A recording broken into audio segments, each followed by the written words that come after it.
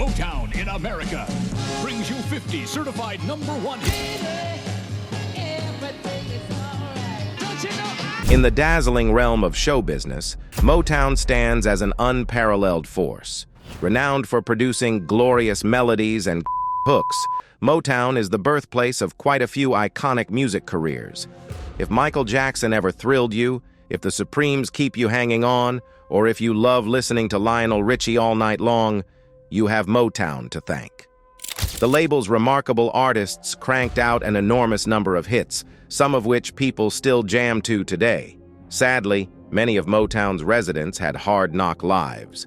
Poverty, violence, and devastating illnesses beset some of Motown's brightest stars. In the cruelest, most knife-like of twists, it turns out that sometimes people who give the world immense pleasure have gone through a world of pain. Starting of the list is Marvin Gaye. At the peak of his career, Marvin Gaye emerged as the preeminent figure of Motown, showcasing his soulful vocals through a diverse repertoire of hits, including How Sweet It Is to Be Loved by You and Mercy, Mercy Me, The Ecology. Much like his counterpart Stevie Wonder, Gaye not only epitomized but also transcended the crowd-pleasing sound that defined Motown's renown. Over the course of approximately 25 years in his recording career, he navigated a successful transition from buoyant pop to socially charged message music and velvety soul, amalgamating influences from Smokey Robinson, Bob Dylan, and Barry White into a multifaceted and occasionally contradictory artistic persona. However, as noted by critic Eric Dyson, the individual who, through his celestial sound and divine art, dispelled the demons for millions, grappled with his own internal struggles throughout his life. This poignant journey reached a tragic conclusion on April 1st, 1984, when Marvin Gaye, one day shy of his 45th birthday, was fatally shot by his own father. Marvin Gaye's demise, marked by a clear-cut gunshot wound to chest perforating heart, lung, and liver, as stated by the Los Angeles County Coroner, was entangled in a complex web of events. This included a long-standing childhood conflict with his father, Marvin Gaye, Sr., a Hebrew Pentecostal Church preacher enforcing a rigid moral code on his 4 children, a dynamic that persisted throughout their lives. Marvin Gaye Sr. was known as a complex individual, a hard-drinking cross-dresser whose moral framework was intricate. Reports suggest that Marvin Sr. harbored notable envy towards his son's remarkable success, while Marvin Jr. evidently carried unresolved emotions stemming from his difficult relationship with his abusive father. In the Los Angeles residence of Marvin Gaye Sr. and his wife Alberta, the culmination of strained emotions occurred. Their internationally acclaimed son sought refuge in his parents' home in late 1983 during a challenging period marked by depression, financial troubles, and struggles with Just a year after securing his first Grammy and making a successful comeback with healing on the pop charts, Marvin Gaye faced severe challenges in his health, mental well-being, and finances. The tragic incident unfolded on April 1st, 1984, when a heated dispute between father and son turned physical. In an attempt to intervene and soothe her son, Alberta Gaye witnessed Marvin Sr. using a revolver, a gift from Marvin Jr., ultimately leading to 3 fatal shots to the chest. Marvin Gaye's brother, Frankie, who lived next door and who held the legendary singer during his final minutes, later wrote in his memoir that Marvin Gaye's final disturbing statement was, "I got what I wanted, I couldn't do it myself, so I made him do it." Gaye has been called the #1 purveyor of soul music.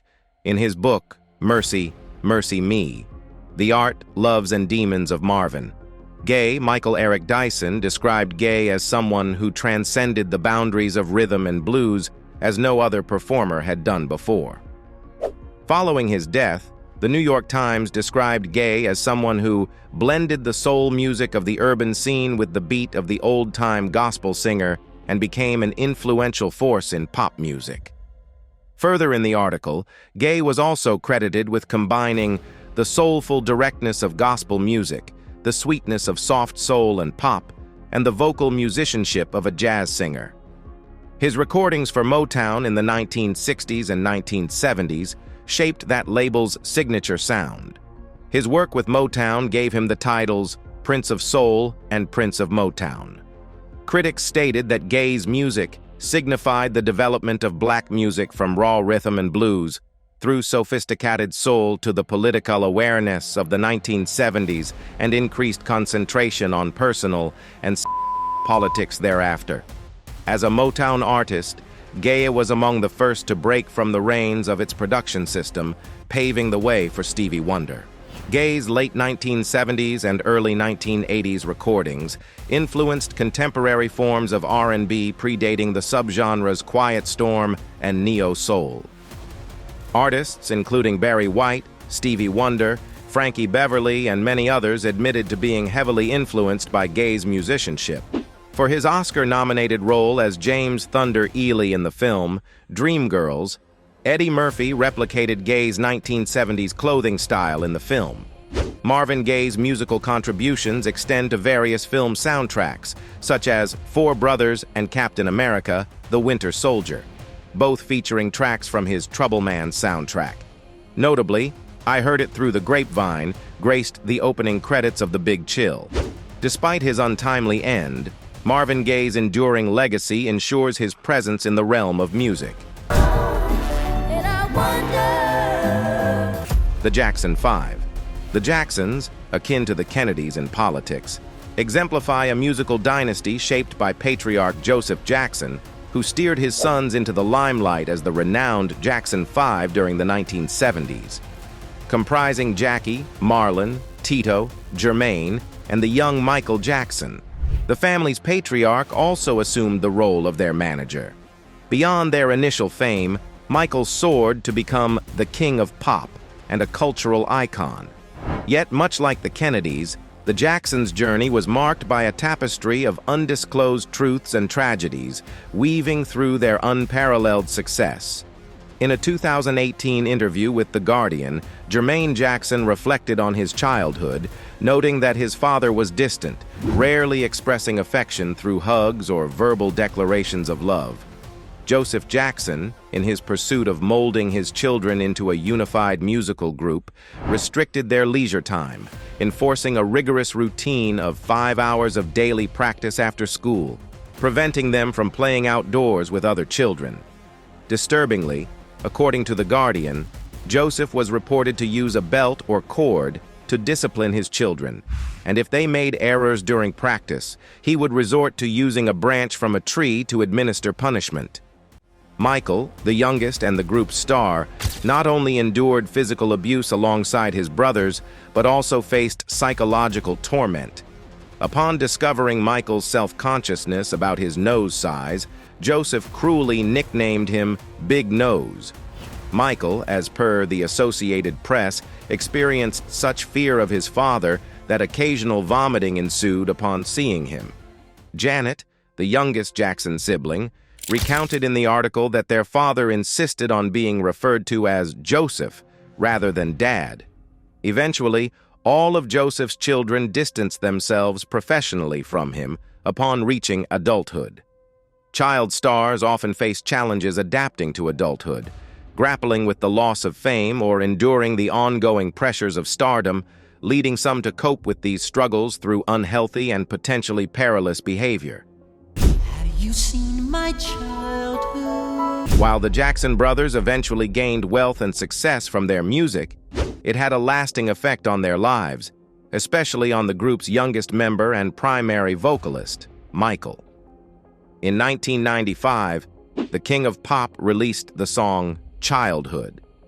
The song opens with the line, "Have you seen my childhood?"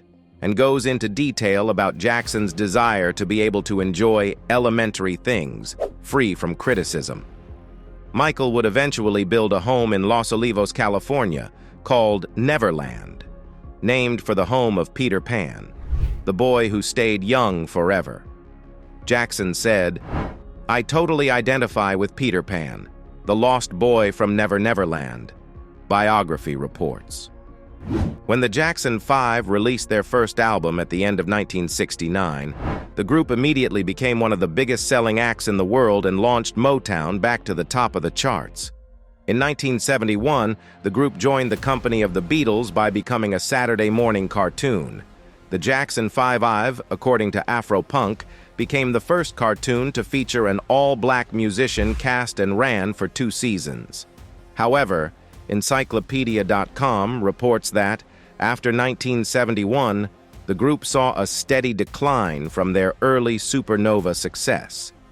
It was during this period that the band members saw success as individual acts, as both Michael and Jermaine Jackson reached higher chart positions with their own singles than together as the Jackson 5. In September 2001, nearly 17 years after their last performance together, all 6 Jackson brothers reunited for 2 performances at Madison Square Garden for a 30th anniversary special commemorating Michael's solo career, which aired in November. In early 2009, the 4 elder brothers began filming a reality show to make their attempt on reuniting the band, later debuting in December 2009 as The Jacksons, a family dynasty. During the middle of the project, Michael had announced his concert comeback in London was scheduled on July 13, 2009. Michael died that same year on June 25th, putting efforts on hold. The Jackson 5 left an enduring legacy, becoming a source of inspiration for numerous boy bands across generations, such as New Edition, Boys II Men, Menudo, New Kids on the Block, NSYNC, the Jonas Brothers, Backstreet Boys, One Direction, Silk Sonic, BTS, and many others. Their impact is destined to endure for generations to come. The Supremes, adorned in dazzling dresses, exuding seductive charm, and delivering flawless pop performances, the Supremes stand among the most exceptional girl groups in music history. Timeless hits like Baby Love and Stop in the Name of Love continue to captivate audiences, maintaining their popularity unabated. Diana Ross was the biggest success story of the group and forged a mega-successful solo career. But the other members had less than happy endings. Problems within the group and within Motown Records' stable of performers led to tension among the members of the Supremes. Many of the other Motown performers felt that Berry Gordy was lavishing too much attention upon the group and upon Ross in particular.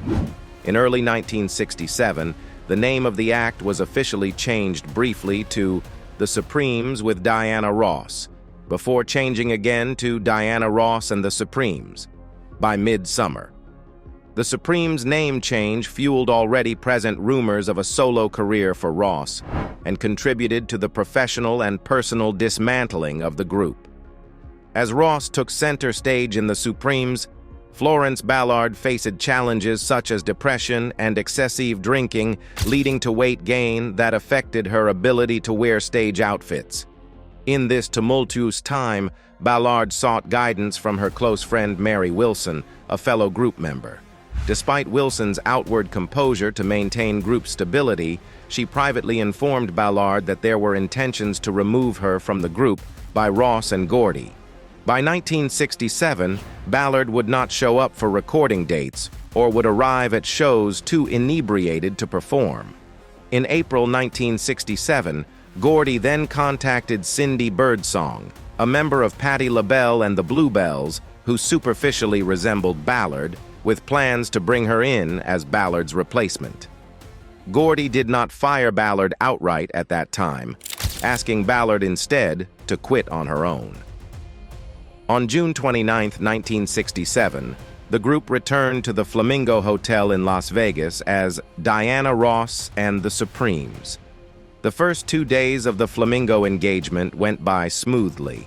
On July 1st, when reporting for makeup and wardrobe before their first show of the evening, Ballard discovered an extra set of gowns and costumes that had been brought along for Cindy Birdsong.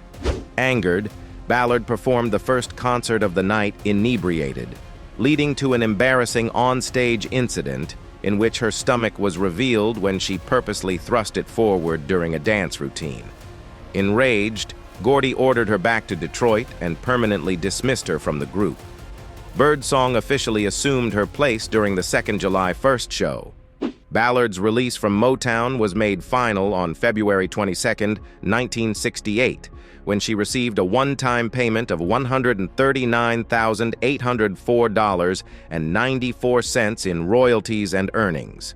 She attempted a solo career with ABC Records and was forced to formally reject a solo contract offered by Motown as part of her settlement.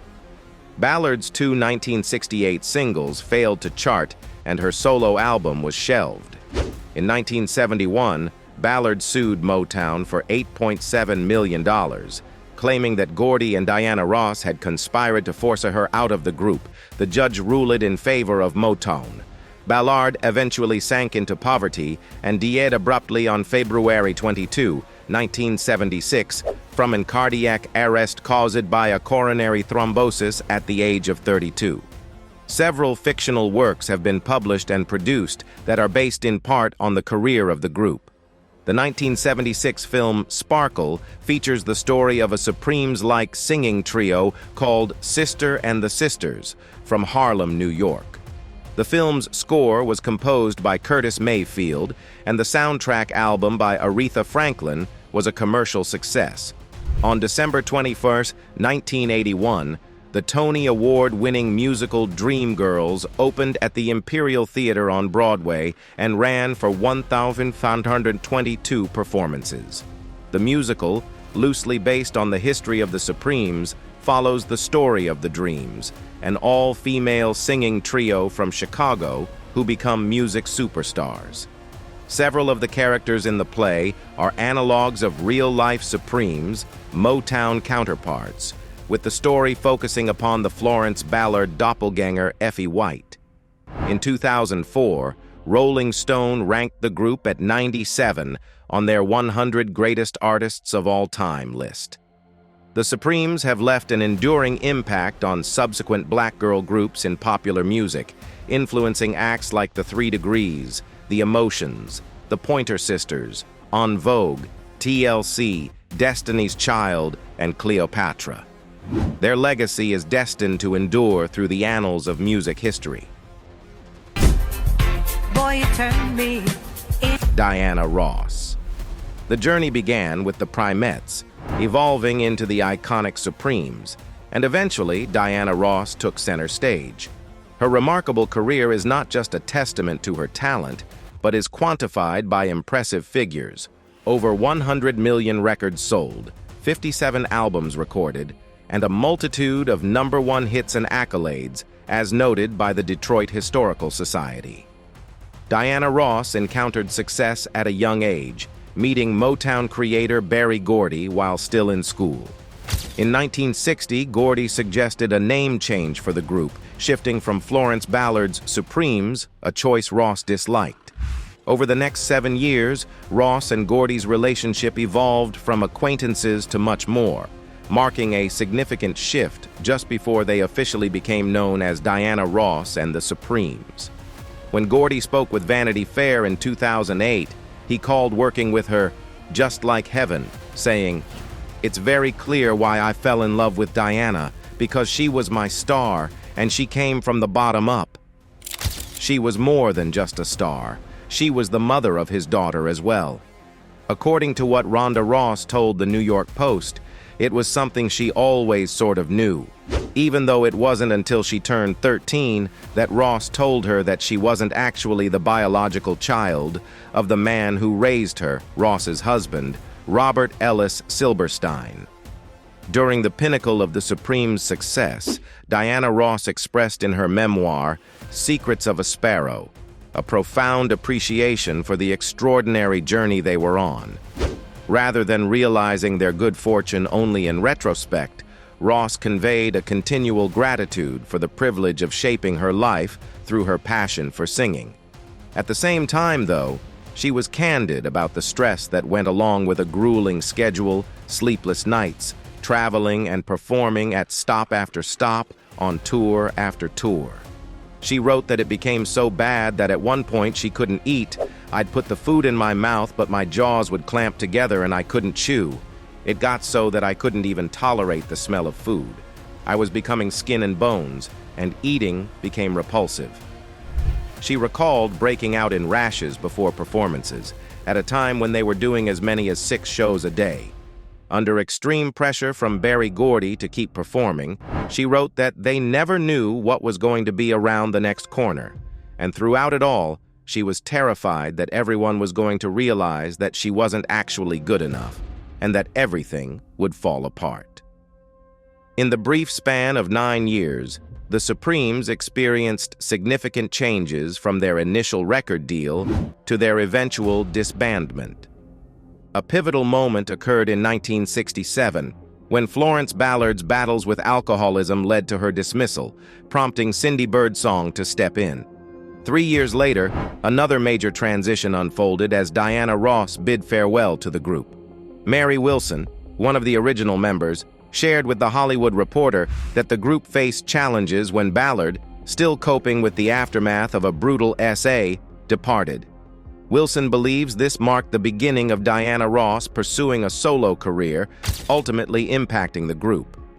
In 1986, Wilson boldly discussed these events in her memoir, Dream Girl, My Life as a Supreme, leaving no details spared during its promotion, as reported by The Telegraph.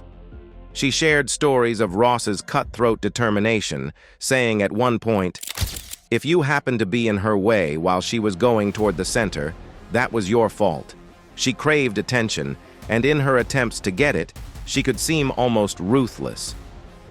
Things got so bad that after their last concert in 1970, attempts at a reunion failed well into the 21st century. Whenever Wilson was approached about a reunion, she would reply that the ball was in Ross's court.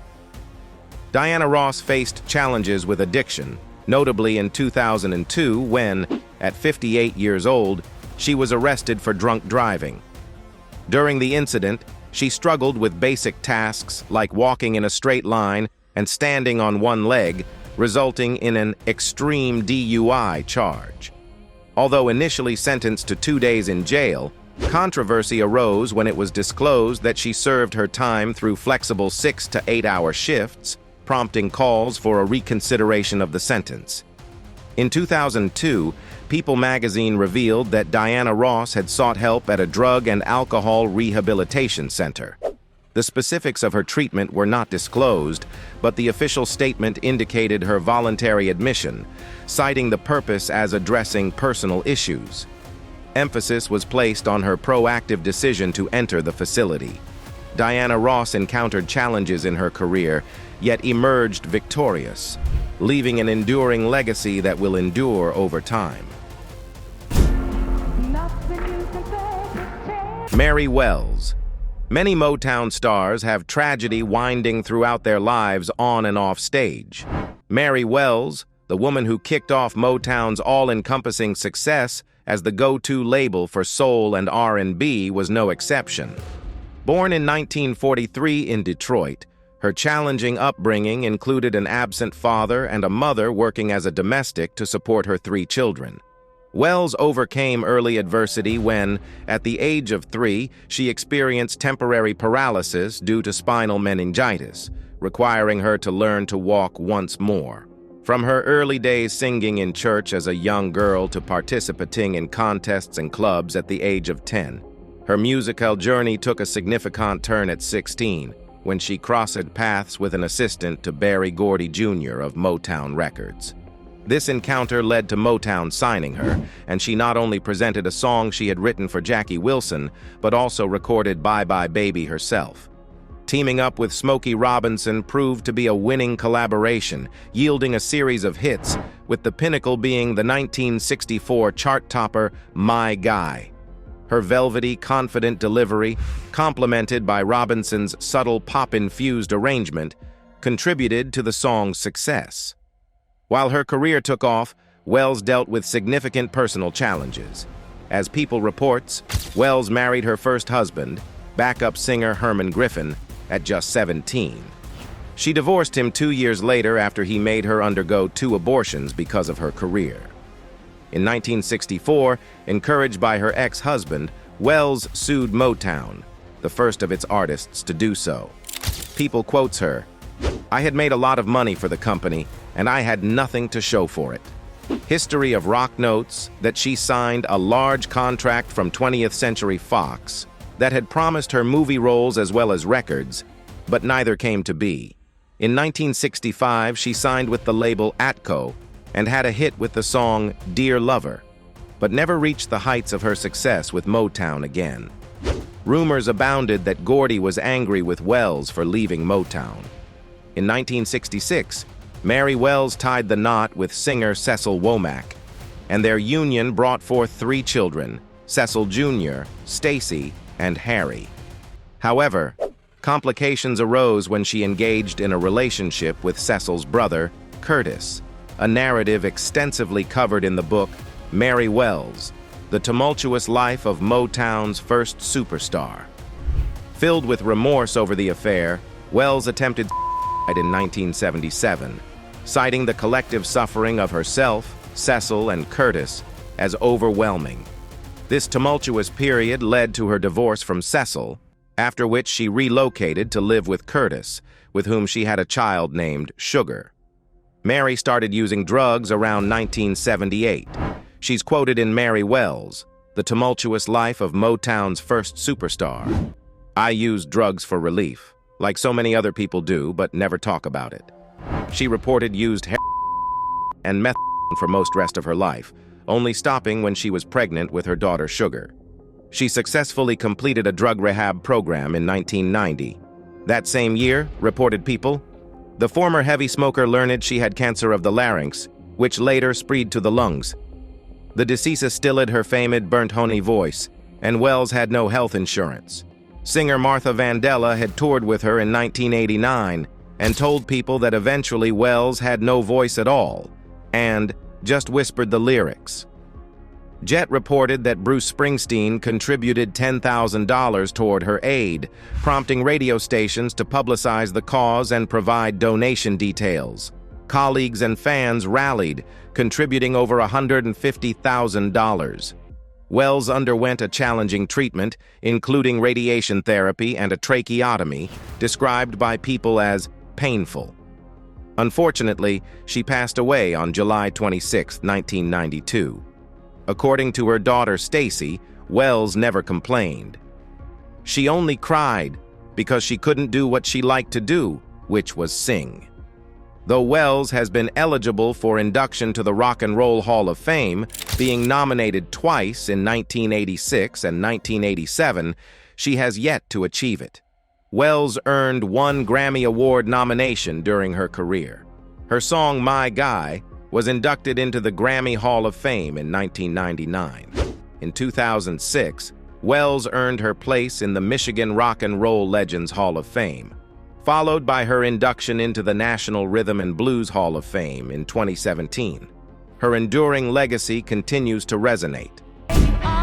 No matter how far. Tammy Terrell.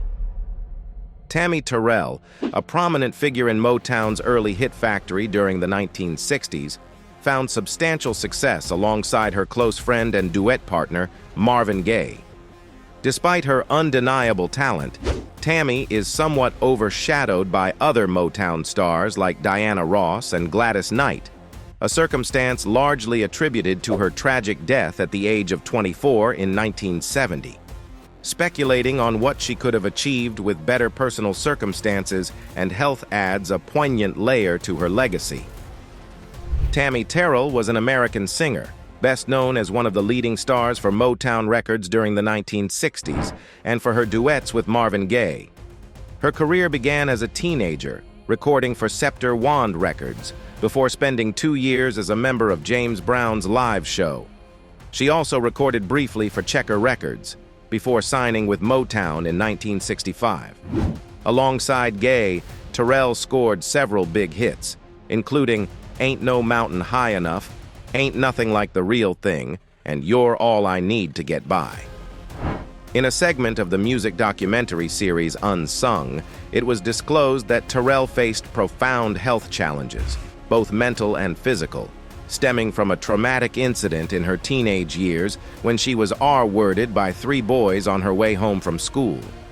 In 1962, at the age of 17, Terrell entered into a tumultuous relationship with the singer James Brown, who was 12 years her senior. One pivotal night in 1963, she left Brown after he attacked her for not watching his entire performance. Bobby Bennett, a former member of the famous Flames, witnessed the incident, saying, "He beat Tammy Terrell terrible. She was bleeding, shedding blood. Tammy left him because she didn't want her butt whipped." In 1966, Terrell then started a romance with the Temptations' lead singer David Ruffin. That year, Terrell accepted Ruffin's marriage proposal. After Terrell announced their engagement on stage, she discovered that he was already married. Ruffin had a wife, 3 children, and another girlfriend in Detroit. This and Ruffin's drug addiction led to several violent arguments. In 1967, Terrell ended their relationship after Ruffin hit her in the head with his motorcycle helmet. When Tammy Terrell had become a star, she continued to suffer from migraines and headaches she had since childhood.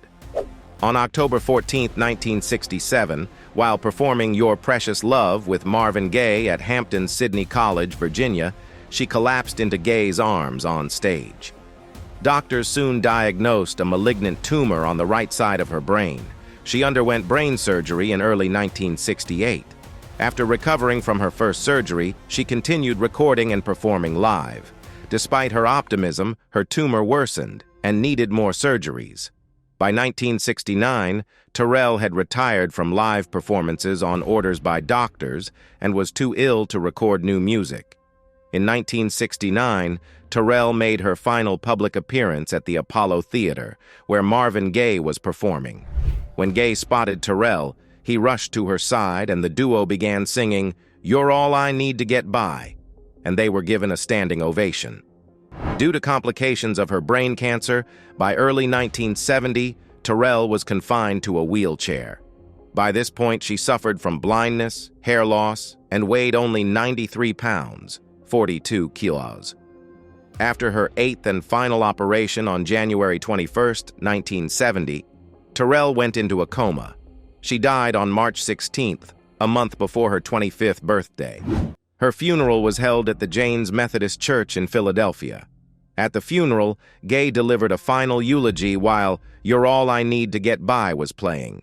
According to Terrell's fiancé, Dr. Ernest Ernie Garrett, her mother angrily banned everyone at Motown from her funeral, except for Gaye, whom she felt was Terrell's closest friend.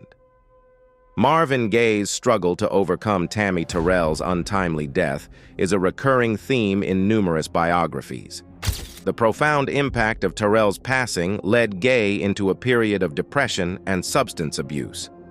Notably, Gaye's iconic album, What's Going On, is often seen as a poignant response to the grief he experienced after Terrell's death.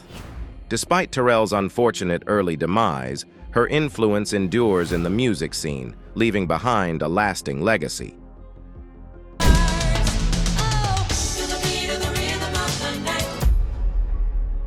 The DeBarges.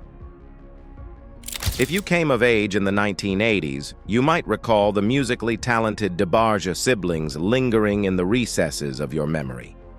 The musical journey began with brothers Tommy and Bobby, who established the funk group Switch. Subsequently, the renowned music ensemble DeBarges emerged, initially comprised of siblings Elle, Bunny, Marty, and Randy, later enriched by the additions of James and Bobby.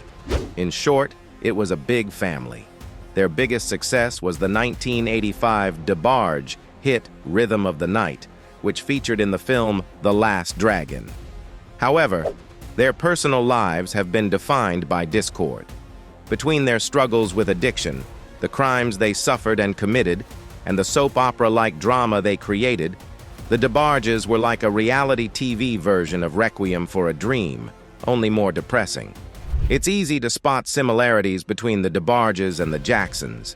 8 of the 10 DeBarges siblings had music careers, while all 9 Jacksons had solo hits. The Jackson 5 and DeBarges were successful Motown acts, and each had a member named Randy. By extension, that makes DeBarges the Michael Jackson of the DeBarges.